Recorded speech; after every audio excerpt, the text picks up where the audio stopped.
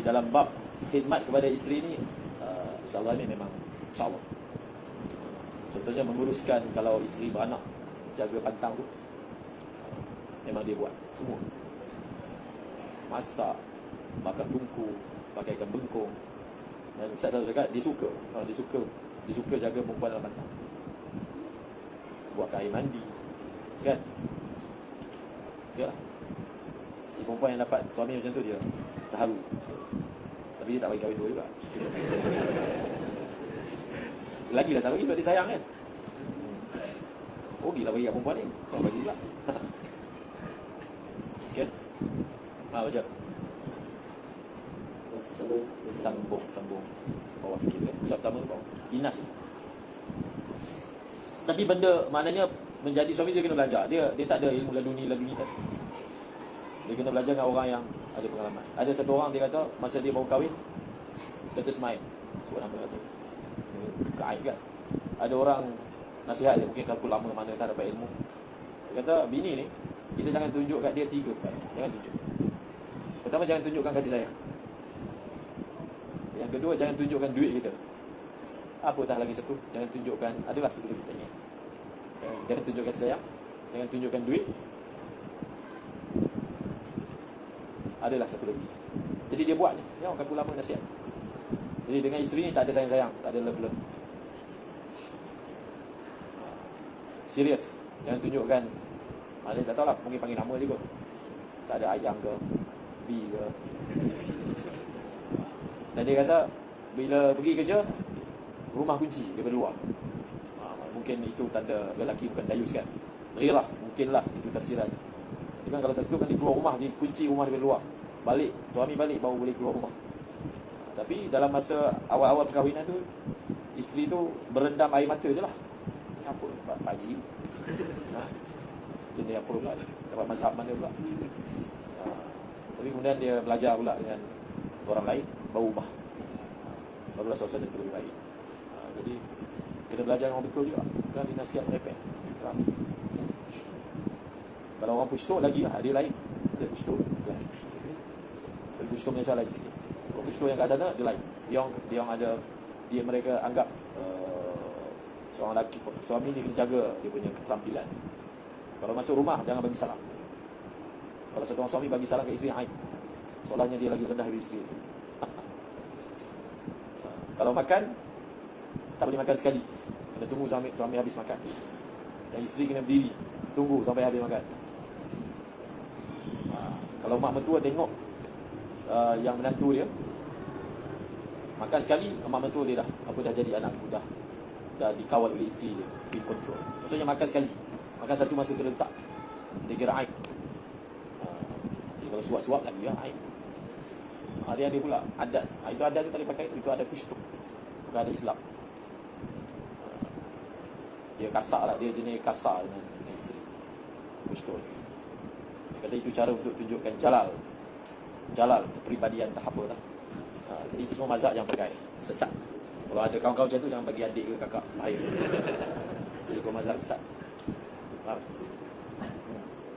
Okay? Jadi perempuan lelaki pushto ni dokong anak pun aib. Salinkan pampers, habis itu kiamat. Dokong anak tu aib. Lelaki tak ada dokong anak.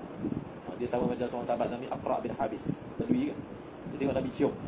Dia kau cium, aku ada 10 orang anak, aku tak pernah cium walaupun satu orang. Dia nak buat macam mana orang yang Allah dah cabut kelembutan daripada hati dia, aku nak buat macam mana? So maksudnya ada ilmu pandangan satu orang ayah cium anak tu, anak kecil ni, aib. Dia macam jatuhkan dia punya maruah. So anak dia tu akan jadi, dia karakter anak tu jadi lain. Anak jadi kerah. Saya di kerah, anak dia pun jadi macam tu. Kan? Macam niat. Nawaitu biniyatan tazwiji tarwihan nafsi. Jadi dia niat kahwin tu untuk mendatangkan ketenangan pada jiwa dia. Sebab lelaki, Al-Quran sebut kan, min azwajikum litaskunu ilaiha. Memang fitrahnya Allah Ta'ala jadikan bila satu orang lelaki dia ada perempuan, dia akan dapat suatu sukun, tumakninah, yang dia tak akan dapat kalau dia tak kahwin. Quran sebut litaskunu ilaiha wa ja'ala bainakum mawaddatan wa rahmah. tarwih nafs. Lagi? وإناسها في Sebab tu kadang-kadang dia jadi, kalau orang ni tak kahwin cepat marah. Kahwin slow sikit. Kemudian وإناسها في المجالسة والنظر والملاعبة. jadi nak dapat sunnah untuk bergaul dengan perempuan. Inasaha. Dengan cara apa? Dengan bergurau, dengan bercakap, dengan bersembang. Seperti mana Nabi bersembang dengan isteri Nabi, kisah Ummu Zarah tu kan. Ummu Zarah, sebenarnya contoh macam mana Nabi inas dengan isteri-isteri. Nabi ceritakan tentang Ummu Zarah kan. Dalam Sahih Tirmizi, kisah Ummu Zarah ma'ruf. Kemudian إراحة للقلب وتقوية له على العبادة. kemudian نويت به تفريغ القلب عن تدبير المنزل وتكفل dan dia niat berkahwin ni supaya dia dapat memberi tumpuan kepada urusan-urusan luar dia, seperti dakwah, mengajar, berniaga, apalah yang dia ceburi, kerana urusan dia telah dimudahkan oleh isterinya. Faham? Masaknya, mengemasnya, tengok anaknya dan semua. Dia niat macam tu supaya dia dapat memberi tumpuan, kerana urusan dia itu telah dibantu oleh pasangan dia, isteri dia. Kemudian وتكفل بشغل الطبخ والكنس. tapi kalau dapat bini yang pakai mazhab perempuan tak wajib masak, memang masak lah suami. Dia dapat ajaran daripada siapa? Memasak tak wajib, mengemas tak wajib, menyusukan pun tak wajib, semua tak wajib. Okey. والفرش وتنظيف الأواني Sifil awani.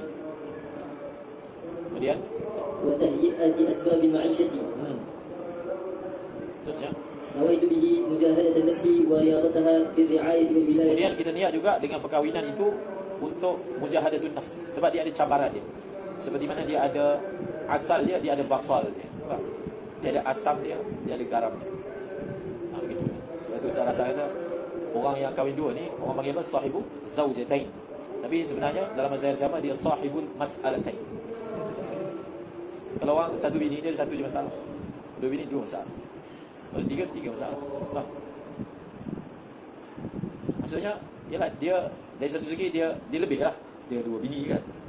Tapi dari satu segi dia kena tanggung lah. Berani buat, berani tanggung. Betul tak? Kalau umpamakan orang kahwin dua ni macam itik berenang. Nampak bahagia je kan. Sini. Tapi kaki bawah kocak kuat. Faham? Dia depan kawan dia bangga tengok.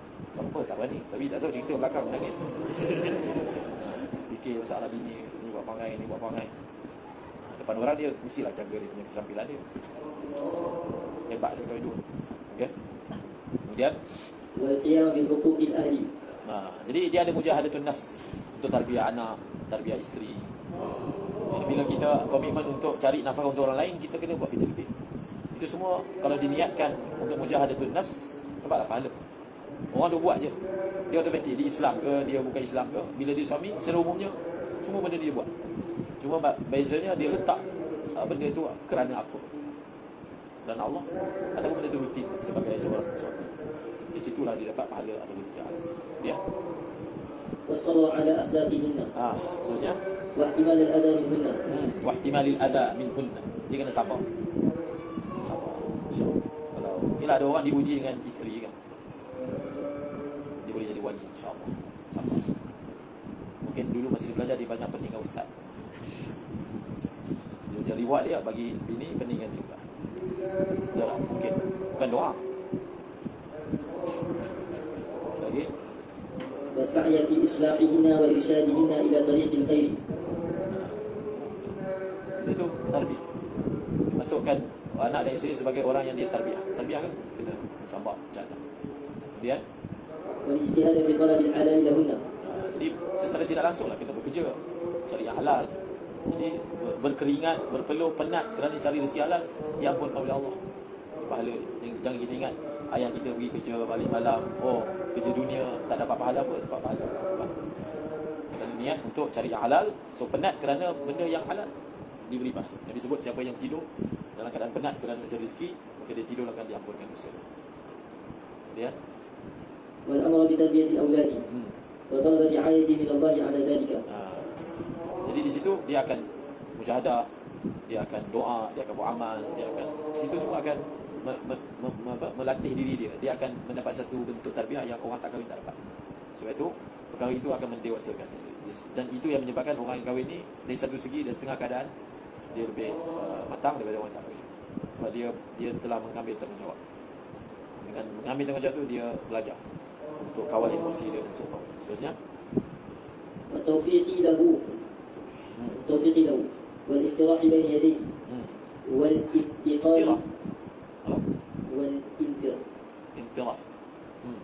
والانذراح بين Dia يديه. sembahkan diri depan Allah supaya Allah Ta'ala jaga isteri dia, jaga anak dia, baiki, islah. Yalah, begitulah. Ayah apa? Dapat panggilan dari marasa anak buah hal kena datang menghadap ustaz. Sian tak ayah? Betul tak? Itu kena datang lagi, buat lagi. Jadi kalau ayah tu dia risau, dia doa. Apalah nak jadi anak. Jadi mungkin berkat doa ayah dia kelalapan baik sikit. Lihat. والاتقاء إليه في تحصيله. نويت هذا كله لله تعالى.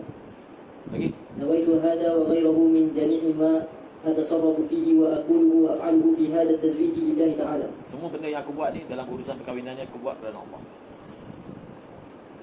Jadi urusan sebelum, urusan selepas, ya, semasa.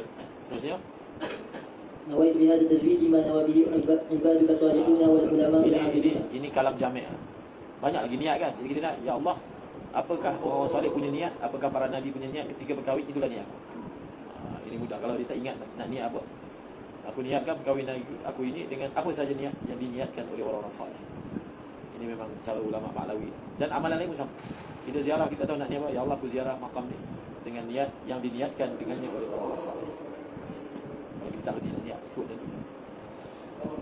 Kemudian khalas.